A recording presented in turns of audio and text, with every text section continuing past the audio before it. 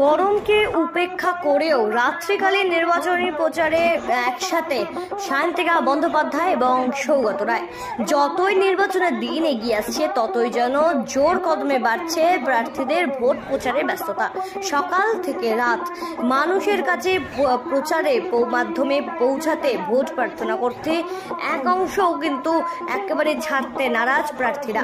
বরাহনগর পৌরসভা 4 নম্বর ওয়ার্ড, 22 নম্বর ওয়ার্ড, 27 নম্বর ওয়ার্ড এবং 28 নম্বর ওয়ার্ডের দলীয় কর্মী সমর্থকদের নিয়ে রাত্রিকালীন প্রচার সারলেন দমদম লোকসভা কেন্দ্রের তৃণমূল প্রার্থী সৌগত রায়। তার সাথে সঙ্গী হিসাবেও কিন্তু ভোট প্রচার করতেও যোগদান করেন বরাহনগর বিধানসভা কেন্দ্রের উপনির্বাচনের তৃণমূল প্রার্থী সায়ন্তিকা বন্দ্যোপাধ্যায়।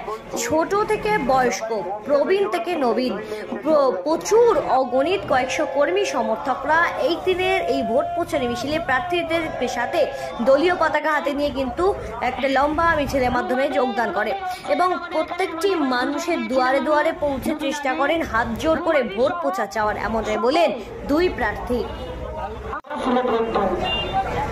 ঝকঝকে রাস্তা, ঝলমলে আলো, স্বীকার করি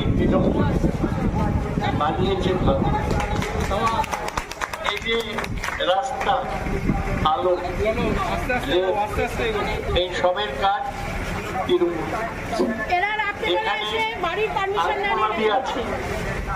আমাদের দীর্ঘদিনের কাউন্সিল আছেন রুমাদি, আমাদের বর্তমান কাউন্সিল।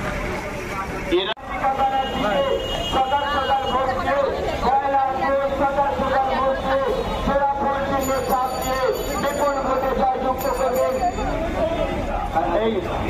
পরিবারের সবাইকে নিয়ে সকাল সকাল ভোট দিতে যাবেন। মায়েরা রয়েছেন, কাকিমা, জেঠিমা, সবাইকে আমার প্রণাম,